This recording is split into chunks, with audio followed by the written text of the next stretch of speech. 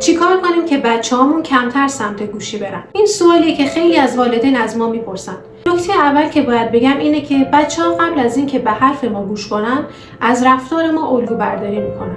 یعنی اگر پدر و مادر مدام سرشون تو گوشیه، نمیشه از بچه‌شون این انتظار رو داشت که سمت گوشی نره.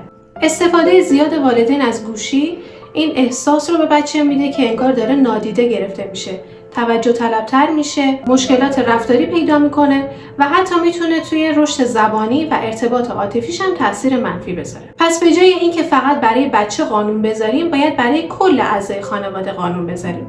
مثلا موقع غذا خوردن، قبل از خواب یا یک ساعت مشخصی در روز استفاده از تلفن همراه توی خونه ممنوع بشه. نکته قابل توجه اینه که باید به جای گوشی یک جایگزین جذاب برای بچه فراهم کنیم، مثل کتاب خوندن، بازی، ورزش یا حتی یک گفتگوی صمیمی با کودک. یادتون نره که والدین وظیفه این رو دارن که با کودکشون تعامل و ارتباط جذابی بسازن.